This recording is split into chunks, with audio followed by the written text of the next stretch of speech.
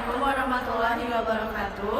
Kami dari kelompok Kampus Kuat ingin memperkenalkan diri terlebih dahulu. Perkenalkan, nama saya Raden Rizka dengan NPM 154. Perkenalkan, nama saya Nisa Rani dengan NPM 122. Saya Monika Kwelara dengan NPM 149. Tujuan kami membuat video ini adalah untuk memenuhi tugas akuntansi keuangan menengah 2. Pembahasan yang pertama ada mengenai ekuitas. Dan untuk yang pembahasan kedua ada contoh kasus dari ekuitas. Dan yang ketiga menganalisis perusahaan yang menggunakan stock split. Di sini kami mengambil dari PT Bank Mandiri. Terima kasih. Materi pertama yaitu mengenai ekuitas. Untuk pembahasan pertama yaitu ada struktur organisasi. Yang pertama, perseorangan. Jika ada satu usaha yang pemilik modalnya hanya terdiri dari satu orang, maka itu disebut dengan usaha perseorangan. Sehingga nanti jika perusahaan tersebut akan mengalami keuntungan atau kerugian, maka itu adalah hak dari pemilik modal tersebut. Lalu yang kedua, persekutuan. Memiliki dua atau lebih pemilik modal. Jika perusahaan tersebut mengalami keuntungan atau kerugian, maka akan dialokasikan ke pemilik modal tersebut sesuai dengan persentasenya masing-masing. Lalu yang ketiga, perseroan terbatas, yaitu pemilik modalnya dua atau lebih dari dua pihak. Dalam perseroan terbatas, pemilik modalnya bisa dalam bentuk individu atau entitas. Lalu pembahasan kedua yaitu karakteristik perseroan terbatas. Dalam karakteristik ini dibagi menjadi dua, yaitu PT tertutup dan PT terbuka, yang artinya semua badan usaha boleh mendirikan suatu perseroan terbatas, namun sifatnya ada yang terbuka dan ada yang tertutup. Dalam PT terbuka, wajib melakukan penawaran saham ke masyarakat umum sesuai dengan peraturan perundang-undangan mengenai pasar modal. Dalam PT tertutup, sama sekali tidak melakukan jual beli saham ke publik. Umumnya modal yang didapat berasal dari kalangan tertentu saja, seperti keluarga, kerabat, dan lain sebagainya. Lalu pembahasan ketiga mengenai proses pembentukan perseroan terbatas. Yang pertama yaitu pengajuan nama perseroan terbatas. Proses ini bertujuan untuk melakukan pengecekan nama PT, di mana pemakaian PT tidak boleh sama atau mirip sekali dengan nama PT yang sudah ada. Maka yang perlu disiapkan adalah 2 atau 3 pilihan nama PT. Lalu yang kedua, pembuatan akta pendirian. Pembuatan akta pendirian dilakukan oleh notaris yang berwenang di seluruh wilayah negara Republik Indonesia untuk selanjutnya mendapatkan persetujuan dari Menteri Kemenkumham. Lalu yang ketiga, pembuatan SKDP atau surat keterangan domisili perusahaan. Permohonan ini diajukan kepada kantor kelurahan setempat sesuai dengan alamat kantor PT, yang mana sebagai bukti keterangan atau keberadaan alamat perusahaan. Lalu yang keempat, pembuatan NPWP atau nomor pokok wajib pajak. Permohonan pendaftaran ini diajukan kepada Kepala Kantor Pelayanan Pajak sesuai dengan keberadaan domisili PT. Lalu yang kelima, pembuatan anggaran dasar perseroan. Permohonan ini diajukan kepada Menteri Kemenkumham untuk mendapatkan pengesahan anggaran dasar perseroan atau akta pendirian sebagai badan hukum PT sesuai dengan UU PT. Lalu yang keenam, mengajukan SIUP. SIUP ini berguna agar PT dapat menjalankan kegiatan usahanya. Lalu yang ketujuh, mengajukan tanda daftar perusahaan. Permohonan pendaftaran diajukan kepada Kepala Suku Dinas Perindustrian dan Perdagangan atau Koperasi Usaha Mikro Kecil Menengah dan Perdagangan Kota atau Kabupaten terkait sesuai dengan domisili perusahaan. Lalu yang terakhir, Berita Acara Negara Republik Indonesia atau BNRI. Setelah perusahaan melakukan wajib daftar perusahaan dan telah mendapatkan pengesahan dari Menteri Kemenkumham, maka harus diumumkan dalam BNRI dari perusahaan yang telah diumumkan dalam BNRI. Maka PT tersebut telah sempurna statusnya sebagai badan hukum. Selanjutnya, ekuitas perseroan terbatas. Pembahasan pertama yaitu modal disetor. Dalam laporan posisi keuangan ada sisi aktiva, yaitu ada kewajiban dan equity. Dalam equity ada modal saham, yaitu ada 2 jenis saham, saham biasa dan saham preferen. Apa sih perbedaan antara saham biasa dan saham preferen? Yaitu untuk pertama, saham biasa, pemegang saham biasa memiliki hak atas dividen perusahaan, tetapi dividen ini tidak dijamin dan jumlahnya dapat bervariasi tergantung pada laba perusahaan dan kebijakan perusahaan. Lalu, pemegang saham biasa biasanya memiliki hak suara dalam perusahaan. Mereka dapat berpartisipasi dalam pemilihan dewan direksi dan memberikan suara dalam keputusan perusahaan.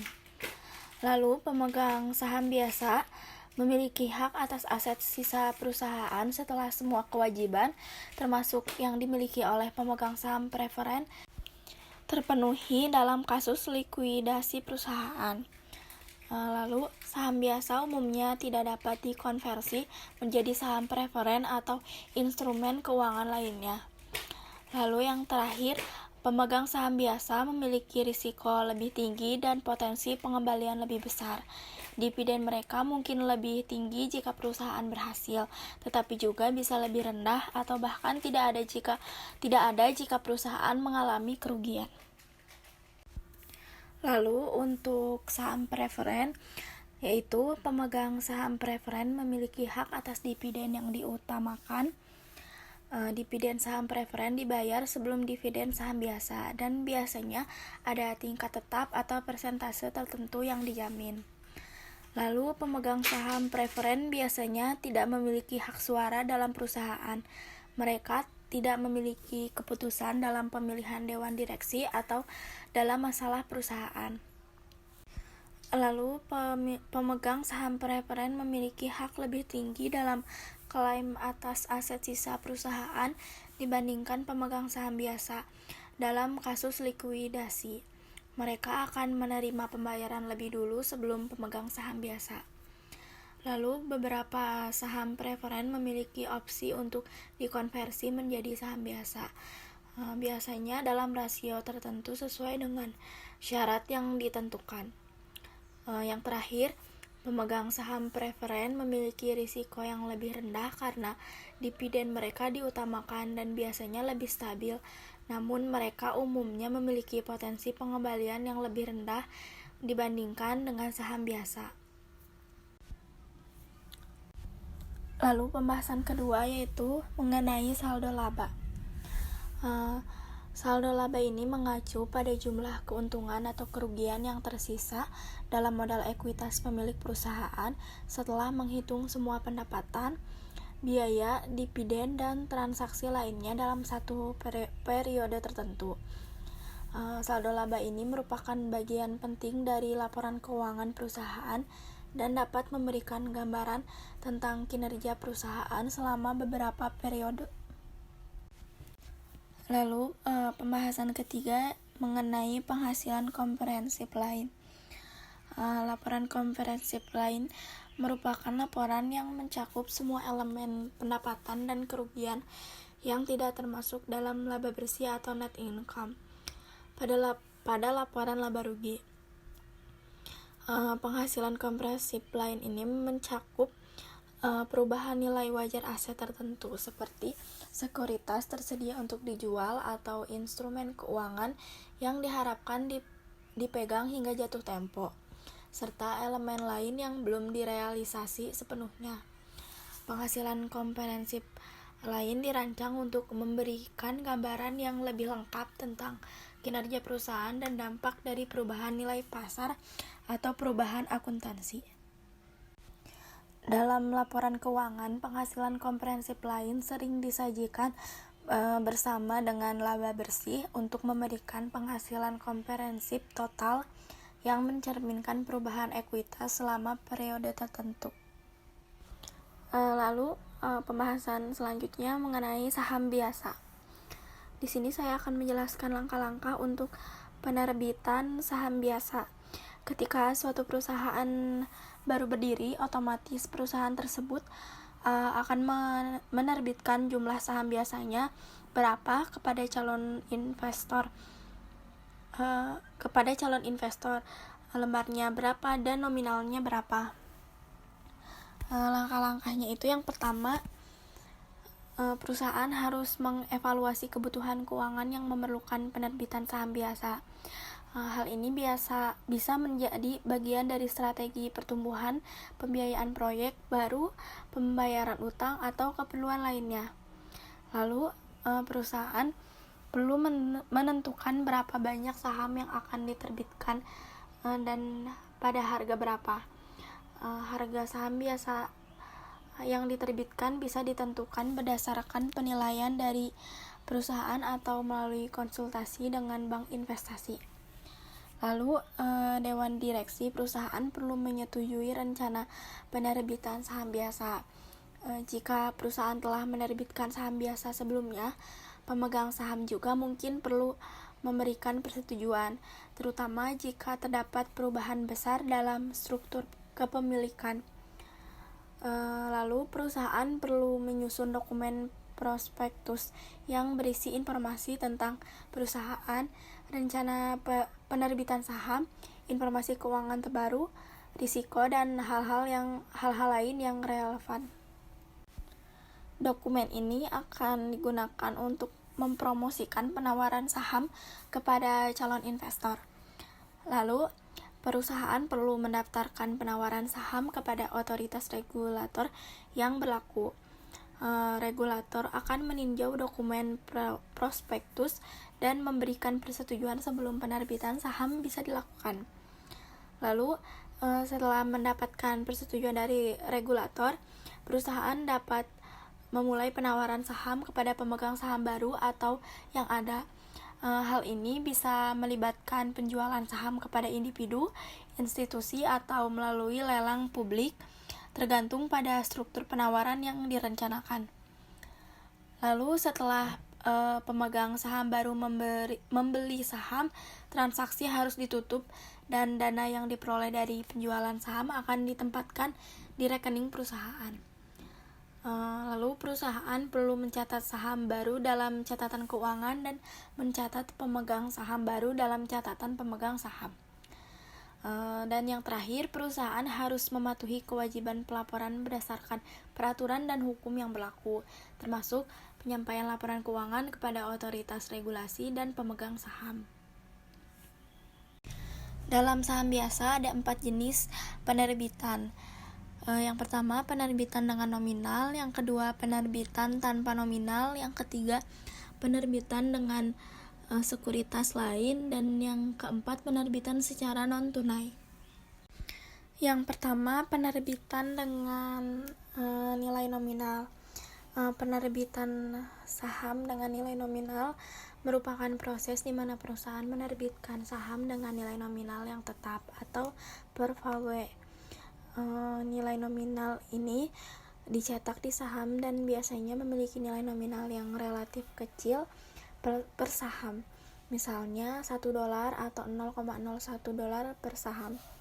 Nilai nominal ini ditentukan dalam anggaran dasar perusahaan dan berfungsi sebagai nilai minimum yang harus dibayar oleh pemegang saham atau membeli saham perusahaan tersebut. Lalu yang kedua, penerbitan tanpa nominal. Penerbitan saham tanpa nominal dikenal sebagai saham no par value atau no par stock. Penerbitan tanpa nominal ini merupakan proses di mana perusahaan menerbitkan saham tanpa menetapkan nilai nominal yang tetap atau per value. Saham no par value memiliki nilai tanpa harga tetap yang harus dibayar oleh pemegang saham saat membeli saham tersebut. Saham tanpa nilai nominal memberikan fleksibilitas lebih besar kepada perusahaan dalam menentukan nilai saham, dan pemegang saham tidak perlu membayar jumlah tertentu saat membeli saham tersebut. Hal ini memungkinkan harga saham untuk lebih mengikuti dinamika pasar dan permintaan investor. Namun, Penting untuk memahami bahwa saham tanpa nilai nominal masih memiliki nilai pasar aktual yang ditentukan oleh faktor-faktor pasar dan kinerja perusahaan. Lalu yang ketiga, penerbitan dengan sekuritas lain. Dalam penerbitan saham biasa, salah satu bentuk umum dari penerbitan sekuritas, tetapi ada berbagai jenis sekuritas lain yang dapat diterbitkan oleh perusahaan untuk mengumpulkan modal atau mengelola struktur modal mereka. Yang pertama itu ada obligasi. Obligasi ini merupakan sekuritas utang yang diterbitkan oleh perusahaan untuk mengumpulkan dana. Pada dasarnya, obligasi merupakan surat utang yang menjanjikan pembayaran bunga tetap kepada pemegang obligasi, serta pengembalian pokok saat jatuh tempo.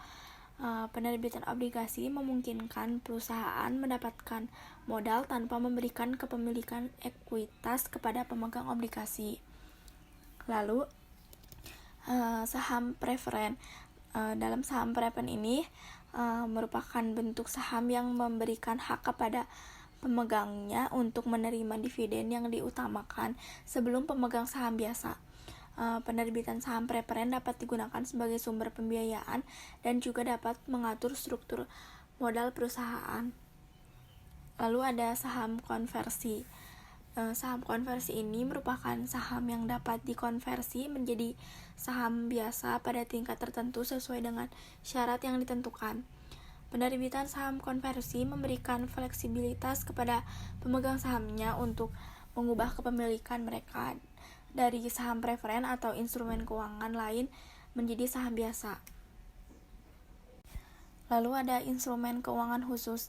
Beberapa perusahaan juga menerbitkan instrumen keuangan khusus seperti saham preferen yang dikonversi atau instrumen berharga yang dapat digunakan untuk mengumpulkan modal tambahan dalam situasi tertentu. Pilihan penerbitan sekuritas lainnya bergantung pada tujuan perusahaan, kondisi pasar, struktur modal yang diinginkan, dan kebutuhan keuangan yang sedang dihadapi oleh perusahaan tersebut. Keputusan untuk menerbitkan sekuritas tertentu juga harus mempertimbangkan implikasi pajak, hukum, dan peraturan yang berlaku. Lalu yang keempat, penerbitan secara non-tunai. Penerbitan non-tunai ini merupakan proses penerbitan sekuritas atau instrumen keuangan yang tidak melibatkan pembayaran dengan uang tunai. Sebaliknya, perusahaan non-tunai dapat melibatkan pertukaran aset atau hak dengan sekuritas atau instrumen keuangan. Di sini ada beberapa contoh penerbitan non-tunai. Yang pertama, ketika dua perusahaan bergabung atau salah satunya mengakuisisi yang lain, mereka dapat menggunakan saham mereka sendiri sebagai bagian dari transaksi. Dalam hal ini, penerbitan saham sebagai bagian dari kesepakatan fusi dan akuisisi dianggap penerbitan non-tunai.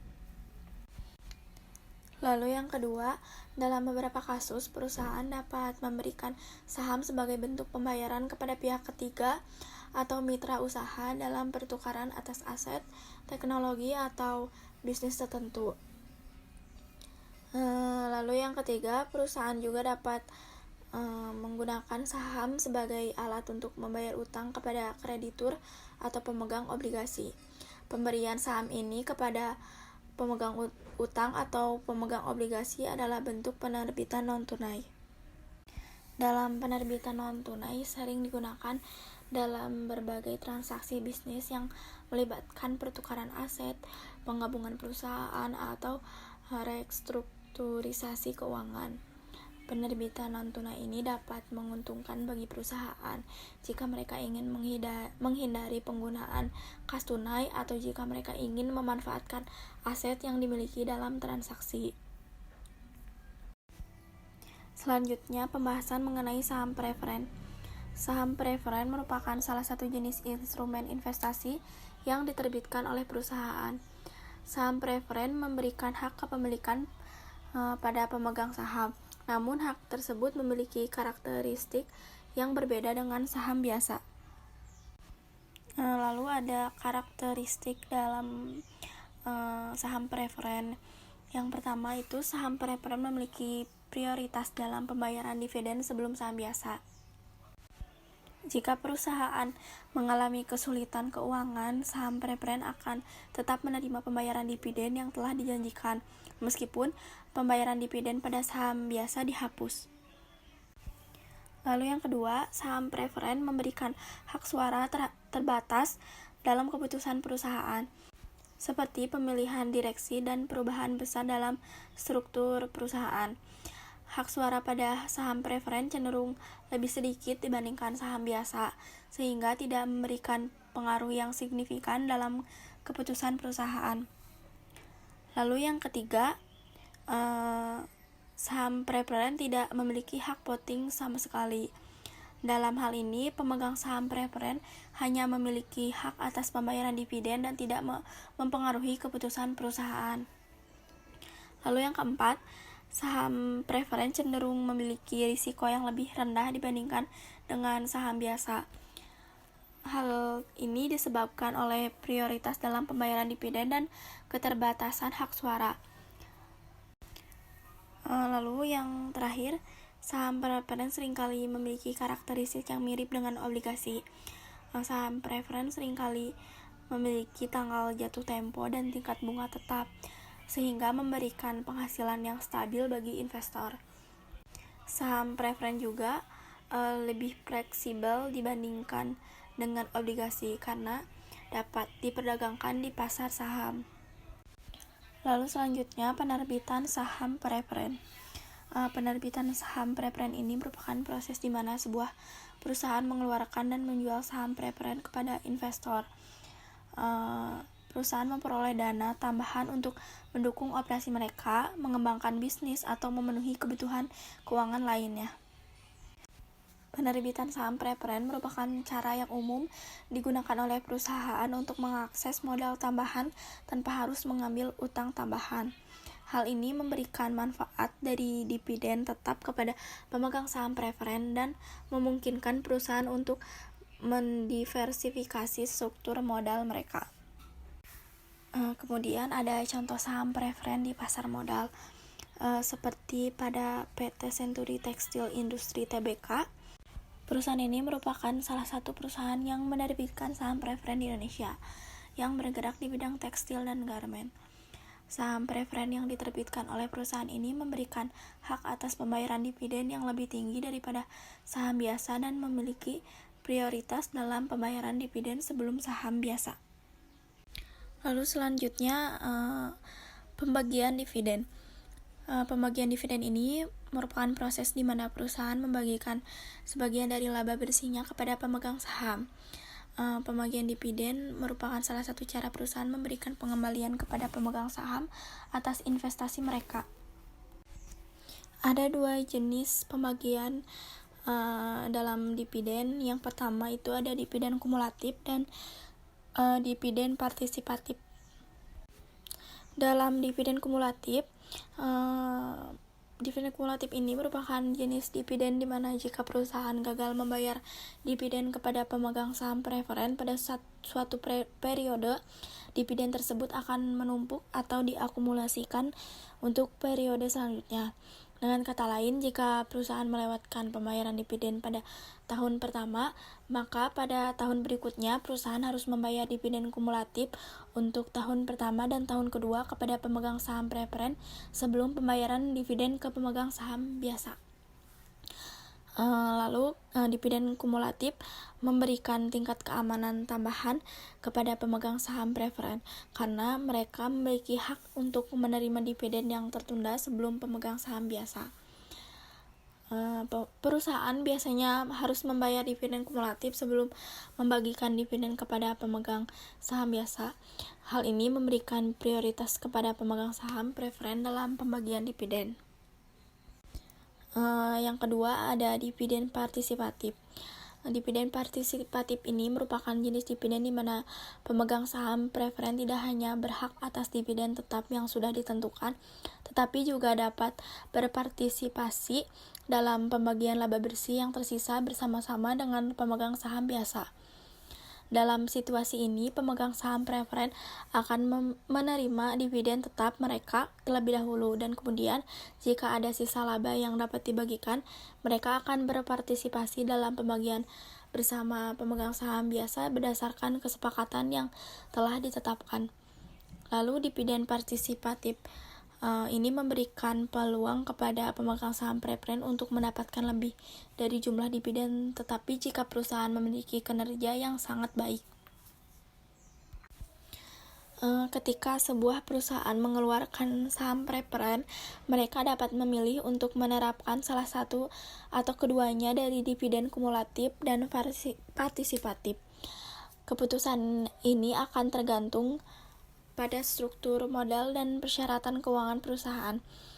Dividen kumulatif memberikan keamanan tambahan kepada pemegang saham preferen, sementara dividen partisipatif memberikan potensi bagi mereka untuk mendapatkan lebih banyak jika perusahaan menghasilkan laba yang tinggi. Untuk selanjutnya masih sama mengenai materi ekuitas. Untuk yang pertama itu ada saldo laba. Saldo laba ini dikenal juga sebagai laba ditahan, yang artinya jumlah keuntungan kumulatif yang diperoleh oleh suatu perusahaan sejak awal operasinya dikurangi oleh dividen yang dibayarkan kepada pemegang saham.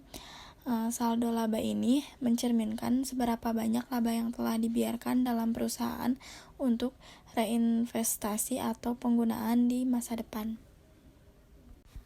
Selanjutnya ada pengakuan saldo laba. Pengakuan saldo laba ini merupakan istilah dalam akuntansi yang mengacu pada proses pencatatan dan pengungkapan laba atau rugi dalam laporan keuangan suatu entitas pada akhir periode akuntansi tertentu. Proses ini terkait dengan bagaimana laba atau rugi dihitung, diakui, dan dilaporkan dalam laporan keuangan. Pengakuan saldo laba melibatkan beberapa langkah utama. Yang pertama, entitas harus menghitung laba atau rugi bersih selama periode akuntansi. Hal ini melibatkan perbandingan pendapatan dengan pengeluaran dan biaya selama periode tertentu. Laba merupakan surplus pendapatan di atas biaya, sementara rugi merupakan defisit ketika biaya melebihi pendapatan. Lalu yang kedua, laba bersih yang dihitung kemudian akan ditransfer ke saldo laba atau modal pemilik. Hal ini mengindikasikan jumlah laba yang telah dihasilkan oleh entitas sepanjang waktu dan berkontribusi pada modal pemilik. Lalu yang ketiga, saldo laba baik yang baru dihasilkan selama periode akuntansi tersebut maupun saldo laba yang telah ada sebelumnya harus diungkapkan dalam laporan keuangan seperti neraca, laporan laba rugi, dan laporan arus kas. Yang selanjutnya ada pengukuran saldo laba. Pengukuran saldo laba ini menentukan jumlah laba atau rugi yang ada pada suatu entitas pada suatu titik waktu tertentu. Pengukuran saldo laba biasanya terjadi pada akhir periode akuntansi dan melibatkan dua metode utama, yaitu pengukuran berbasis akrual dan pengukuran berbasis kas. Dalam pengukuran berbasis akrual, laba dihitung dengan membandingkan pendapatan yang dihasilkan selama periode akuntansi dengan pengeluaran dan biaya yang terjadi selama periode yang sama, tanpa memperhatikan kapan uang sebenarnya diterima atau dibayarkan. Hal ini berarti bahwa pendapatan diakui ketika telah diperoleh, misalnya ketika penjualan dilakukan, dan biaya diakui ketika telah terjadi, misalnya ketika barang atau jasa diterima. Lalu dalam pengukuran berbasis kas, laba dihitung berdasarkan uang tunai yang masuk dan keluar dari entitas selama periode akuntansi. Hal ini berarti bahwa pendapatan diakui ketika uang tunai diterima dan biaya diakui ketika uang tunai dibayarkan. Setelah laba diukur, saldo laba kemudian ditransfer ke dalam laporan keuangan dan disajikan sebagai komponen dalam neraca atau laporan ekuitas pemilik. Lalu selanjutnya pembahasan mengenai dividen. Dividen merupakan pembayaran periodik yang diberikan kepada pemegang saham oleh perusahaan sebagai bagian dari keuntungan yang dihasilkan oleh perusahaan tersebut. Dividen ini biasanya dibayarkan dalam bentuk uang tunai, meskipun ada juga kasus di mana dividen dibayarkan dalam bentuk saham tambahan atau properti. Pembayaran dividen biasanya dilakukan oleh perusahaan kepada pemegang saham sebagai imbalan atas kepemilikan saham mereka. Yang selanjutnya terdapat beberapa tipe dividen yang dapat diberikan oleh perusahaan kepada pemegang saham. Yang pertama yaitu dividen tunai. Dividen tunai ini merupakan pembayaran dividen dalam bentuk uang tunai kepada pemegang saham. Lalu yang kedua, dividen saham. Dividen saham juga dikenal sebagai saham bonus, melibatkan pemberian saham tambahan kepada pemegang saham sebagai dividen alih-alih uang tunai. Misalnya, perusahaan dapat memberikan satu saham tambahan untuk setiap 10 saham yang dimiliki pemegang saham.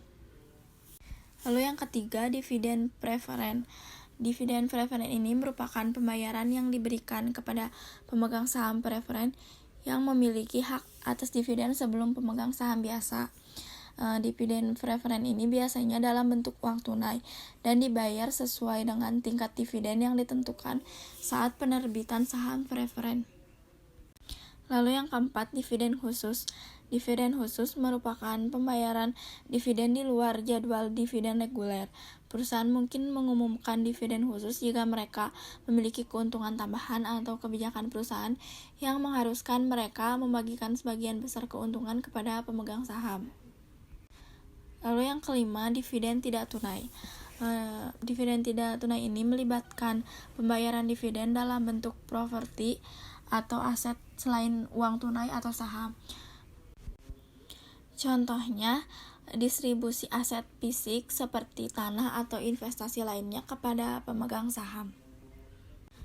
Lalu yang keenam, dividen suara.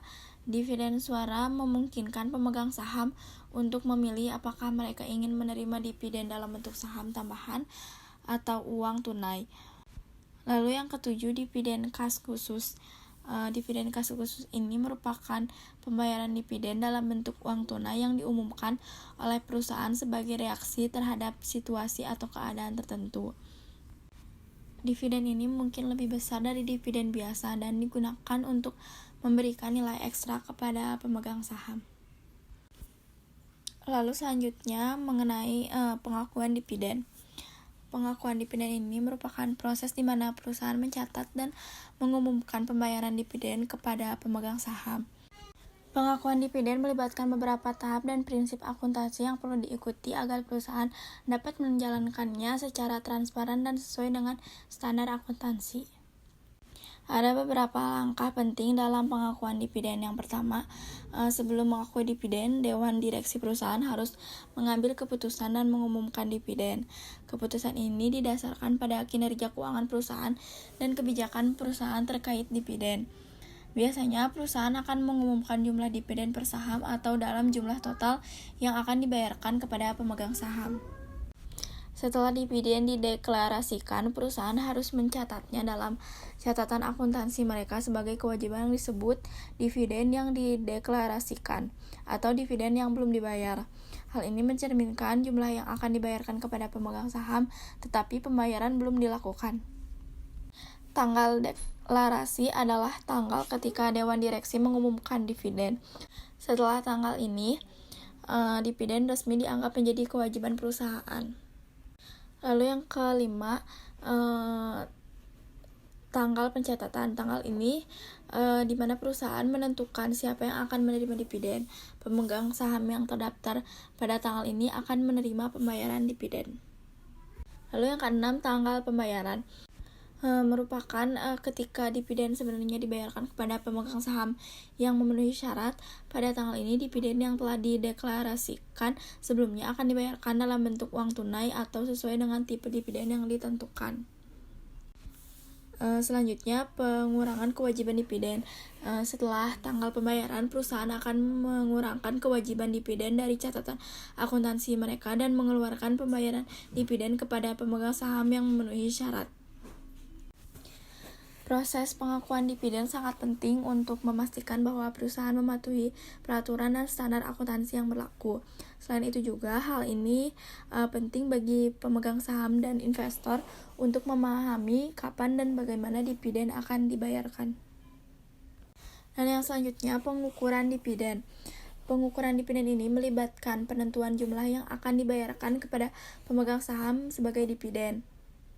Jumlah dividen yang diukur dan dibayarkan oleh perusahaan bergantung pada berbagai faktor, termasuk kebijakan perusahaan, kinerja keuangan, dan kebutuhan modal untuk pertumbuhan. Ada beberapa aspek yang terkait dengan pengukuran dividen. Yang pertama, setiap perusahaan memiliki kebijakan dividen yang menggambarkan pendekatan mereka terhadap pembayaran dividen. Kebijakan ini dapat berupa dividen tetap, misalnya sejumlah tetap per saham, atau berdasarkan laba bersih, misalnya sebagian dari laba bersih. Lalu yang kedua, pengukuran dividen akan dipengaruhi oleh kinerja keuangan perusahaan. Jika perusahaan menghasilkan laba yang cukup, mereka cenderung membayar dividen kepada pemegang saham. Laba yang tersedia untuk pembayaran dividen dapat diukur setelah mempertimbangkan semua biaya, beban, dan investasi yang diperlukan. Lalu yang selanjutnya, perusahaan juga harus mempertimbangkan kebutuhan modal untuk pertumbuhan dan pengembangan bisnis. Jika perusahaan perlu menginvestasikan sebagian besar laba kembali dalam bisnis untuk mengembangkan operasinya, maka mereka mungkin memutuskan untuk membayar dividen yang lebih rendah. Lalu yang selanjutnya, perusahaan harus mempertimbangkan kepentingan pemegang saham. Beberapa pemegang saham mungkin lebih tertarik pada dividen yang tinggi, sementara yang lain mungkin lebih suka melihat laba diinvestasikan kembali dalam perusahaan. Lalu yang selanjutnya, tingkat utang perusahaan juga dapat memengaruhi pengukuran dividen. Jika perusahaan memiliki utang yang signifikan, mereka mungkin harus memprioritaskan pembayaran utang daripada membayar dividen yang besar. Lalu yang terakhir, jika perusahaan memiliki saham preferen, mereka harus membayar dividen preferen sesuai dengan tingkat yang ditentukan sebelum membayar dividen saham biasa. Selanjutnya ada saham treasury. Saham treasury ini merupakan saham perusahaan yang telah dikeluarkan oleh perusahaan dan kemudian dibeli kembali.